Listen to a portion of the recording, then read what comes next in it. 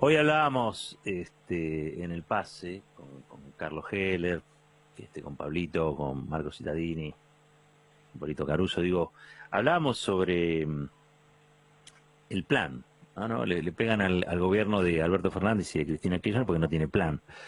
Y lo hacen en la previa de lo que va a ser un anuncio muy importante, eh, de tan importante es tanta la relevancia de este anuncio, eh, que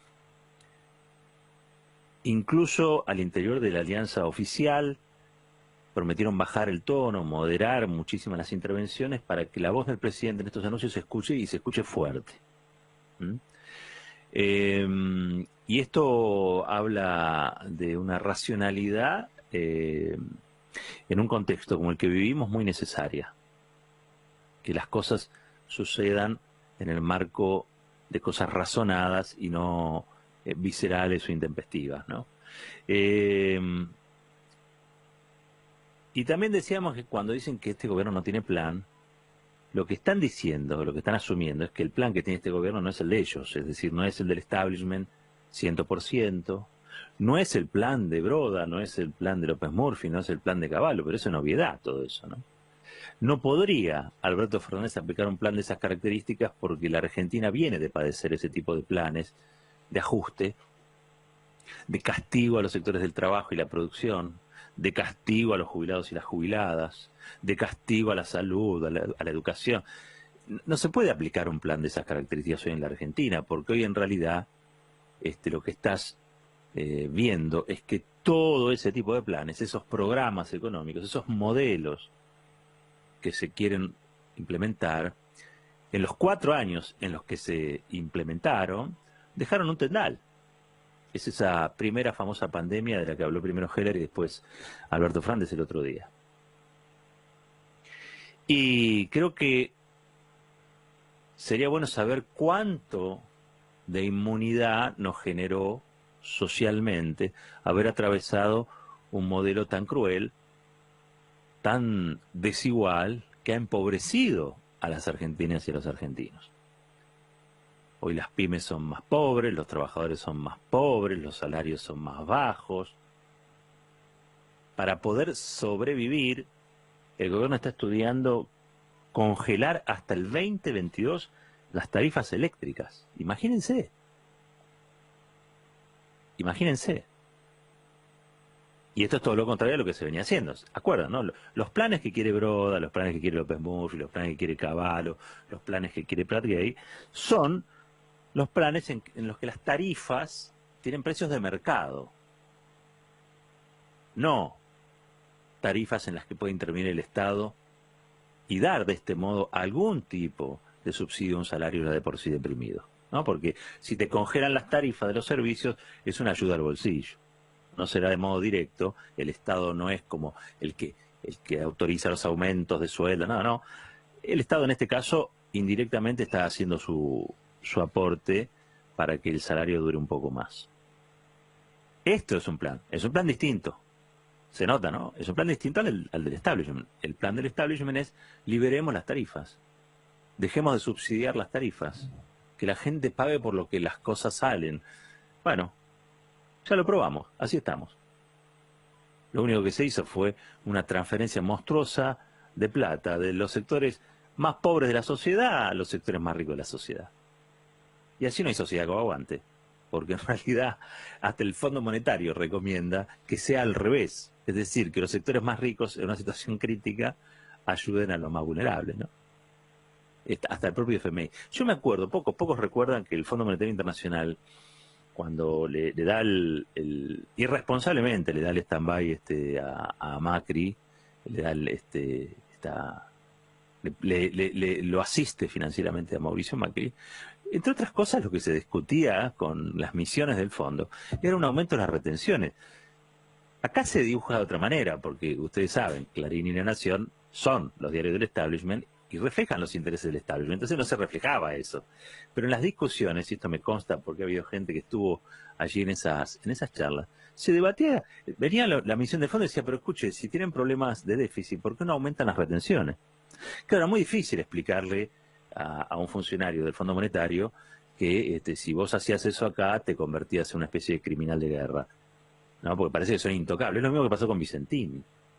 Salió la palabra expropiación y de golpe y porrazo este gobierno se transformó en un gobierno soviético y estalinista que se come a los chicos crudos, ¿no? Ustedes lo saben.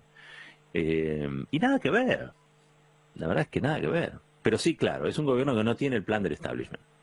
Es un gobierno que pulsea con ese mismo establishment. Mira, tantos problemas hubo el día 9 de julio, que parece que fue el año pasado, ¿no? Pero en realidad fue hace 18 días atrás, 17 días atrás, cuando Alberto se fotografió con todo el G6. El G6 son aquellos que representan a los bancos, a distintas cámaras empresarias, la sociedad rural, ¿no? Se fotografiaron en la Quinta Olivos con el presidente. Y bueno, se armó un revuelo impresionante, ustedes lo saben, ya lo conocen. Ahora está un poco más apaciguado el asunto, por suerte, por eso decía yo lo de la racionalidad. Hubo un momento en el que el gobierno parecía que peleaba para que Macri comprara pochoclos y se divirtiera, ¿no? No tiene sentido esos niveles. A ver, si no le tienen confianza a Alberto Fernández, no lo hubieran puesto de presidente. Esto hay que decirlo. Y si están desconfiando todo el día de Cristina, no lo hubieran aceptado como vicepresidenta. Están condenados a entenderse, ¿no? Ustedes lo saben. Pero no Alberto y Cristina, que yo creo entre ellos no tienen grandes conflictos, sino aquellos que se referencian en ambos, digamos, ¿no? Esa misma relación que mantienen Alberto Fernández y Cristina Fernández de Kirchner, me parece a mí es la que debe dominar al resto de la escena de una coalición donde, es verdad, no todos son lo mismo, pero bueno, hay objetivos comunes que llevar adelante.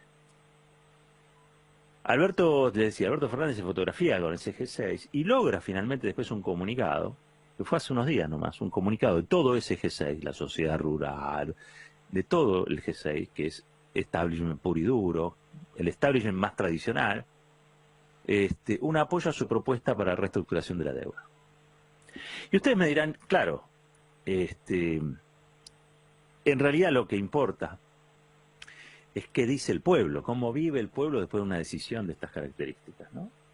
Ayer yo les decía que había visto la película de Juan y Eva, de Paula de Luque, y ayer en un momento, en su reunión con Alfredo Casero, que hacía de Braden, Perón le dice, usted me pide esto, usted me pide lo otro para ser considerado un amigo suyo, un amigo de su país, pero allá sería considerado un amigo y acá sería considerado un HDP, ¿no? Es una frase bastante conocida de Perón, cuando Braden le viene a pedir, a solicitar ciertos beneficios para las empresas estadounidenses y también creo que era una política de cielos abiertos. Bueno, a lo que voy es a lo siguiente. En ese caso, Perón lo que dice es, yo voy a hacer lo que el pueblo quiera, digamos, no puedo estar pensando en ser amigo de los Estados Unidos, tengo que ser primero que nada amigo de mi propio pueblo, ¿no?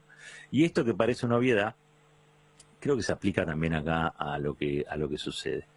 El problema es que la reestructuración de la deuda que este gobierno, una deuda que no contrajo, una deuda que es un presente griego, una deuda que se generó producto de las políticas y los planes que reivindican Ricardo López Murphy, Kachanowski, Broda, Cavallo. Todo eso lo tenemos claro, ¿no? Eso está claro. Pero el hambre de nuestro pueblo, el hambre de las pymes, el salario destrozado de los trabajadores, producto de la primera pandemia, no es algo que conmueva a los acreedores. No, digo, no hay en esas discusiones un humanista, un perfil humanista, hay un perfil de negocios, ¿sí? Y en esas discusiones donde el humanismo queda rezagado o no es invitado, sí pesa quizá un comunicado de 6 agrupaciones financieras, empresarias, que uno puede colocar en la antípoda del gobierno, pero que en esta respaldan al gobierno. ¿Por qué? Y es una señal a los acreedores. Y bueno, ojo, porque lo están bancando los banqueros, lo están bancando estos empresarios, esta reestructuración la están bancando ellos también. Eso le da solidez a la propuesta, eso le da la solidez al gobierno. Suena raro, ¿no? Pero así se comporta la mayoría de las veces, si no, no se harían tantos comunicados y tantas fotos. Las fotos ahora un poco reemplazan a los comunicados, hay que decirlo. La gente ya no lee tanto, entonces el impacto es la imagen. Vivimos en un mundo de pantallas y lo que ellas producen, ¿no? Con lo cual, ya el 9 de julio estaba como el efecto logrado, si se quiere, ese efecto que generó, por otro lado, tanto enojo, pero ahora ya hay un escrito, un comunicado de ese G6, de los ricos, ricos, ricos de la Argentina, diciendo, bueno, nosotros respaldamos la reestructuración, el plan el canje que propone el gobierno de Alberto Fernández.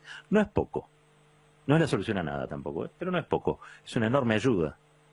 Son los sectores que representan, en muchos casos, los que generan dólares de exportación, digamos, ¿no? Con lo cual, ¿qué puede estar leyendo un acreedor? Si estos niatos avalan al gobierno, el gobierno no es tan malo como dicen los diarios. Quizá sea eso. Si fue por eso, habrá que decir que fue una buena jugada. Porque a la gente hay que verla por lo que hace, no tanto por lo que dice, sino por lo que hace. Y después, también es cierto que el gobierno subsana, porque esa foto era una foto incompleta, pero también es cierto que después se arma esta foto, esta videoconferencia, los libros anuncia la ATP, y yo, con pequeñas y medianas empresas, y con otras expresiones sindicales que ese día no habían estado en la Quinta de Olivo, que el 9 de junio no habían estado. Bueno, de algún modo el comportamiento del presidente es equilibrar, ¿no? Equilibrar. En un punto sabemos, su estilo es el del diálogo, su estilo es el del consenso. Hay un sector al medio de la sociedad argentina, una inmensa minoría, que está permanentemente sondeando al gobierno, no tanto por lo que hace, sino por sus formas, por su estilo. Ustedes me dirán, ¿y qué importancia tiene si el presidente levanta más la voz o levanta menos la voz o si impulsa tal o cual cosa? Bueno, en realidad tiene relevancia porque se comunica y se comunica con todo. No es que se comunica solamente cuando se habla, se comunica con todo. Y el presidente lo que está permanentemente comunicando es que él sigue siendo Alberto Fernández, el Alberto Fernández de siempre, con una propuesta conciliadora. Hay intereses contrapuestos y él lo que apuesta es a la conciliación. Es como una especie de revolución de la saliva. ¿Sí? Hablar, conversar, conversar, hablar, dialogar, conversar, hablar. Digo, para otros debe resultar agotador. Para Alberto Fernández no. Y habrá que medir la eficacia de estas formas por los resultados que se obtengan. Le ha tocado una pandemia, la que defienden los Broda, los Cavaro, los López Murphy, los Prat Gay, le ha tocado esa pandemia a este presidente y también la del COVID-19. Y hay que decir, según las encuestas, que la viene piloteando bastante bien. Y hay una altísima aprobación de lo que hace, y entiendo yo que en esa aprobación también van sus modales. Quizá alguno, me incluyo entre ellos, nos gusta más cuando levanta la voz. ¿Sí? Pero ese efecto que produce en mí quizá es totalmente contrario en otro que le da sustentabilidad al gobierno. Estas cosas también hay que pensarlas, forman parte de la política, ¿sí? Para no enamorarnos solamente de las consignas, ¿no? Detrás de una consigna siempre tiene que haber un método, tiene que haber una propuesta, tiene que haber que ese método dé resultado en función de la consigna, ¿no? Porque si no es pura estética. Y no se trata de eso, me parece a mí. Estamos en situaciones críticas, dramáticas, donde lo que se pone en juego son otras cosas, y es cómo va a ser la Argentina en la pospandemia. Yo les decía, no soy muy optimista, o mejor dicho, soy algo pesimista. Porque me da la impresión de que cuando salgamos, y yo estoy convencido de que vamos a salir de esta pandemia, y estoy convencido de que no está nada perdido, pero también es cierto que hemos visto que enfrentamos un bloque de poder bastante insensible, al que le cuesta poner el hombro. Le cuesta poner el hombro si no se lo obliga a poner el hombro. Y si le obligas a poner el hombro te acusa de autoritario, totalitario. Y es como una rueda esto, y a veces aburre. Porque hay una pedagogía que es la pedagogía de los hechos consumados, ¿no? El poder fáctico. Entonces pareciera que el poder fáctico quiere que la Argentina se arregle sin romper Que en la Argentina se hagan tortillas, pero sin romper los huevos, ¿no? Es casi imposible, diría yo. Casi imposible. ¿Eh? Si se puede, me avisan. Y capaz que cambie un poco el humor. La pospandemia va a existir, claro que va a existir. Y ojalá forme parte de esa agenda, entre otras cosas, la Argentina informal, que es como hablar del dólar blue. No, es la Argentina ilegal. ¿Sí? Ojalá que pasemos a una nueva legalidad que contemple los derechos de todas y todos. De eso se trata. Aunque yo sea un poco pesimista, o no sea tan optimista como se debe ante situaciones así, creo que es la única salida que tiene la Argentina, discutir las cosas por su nombre. 23 minutos pasaron de las 10 de la mañana.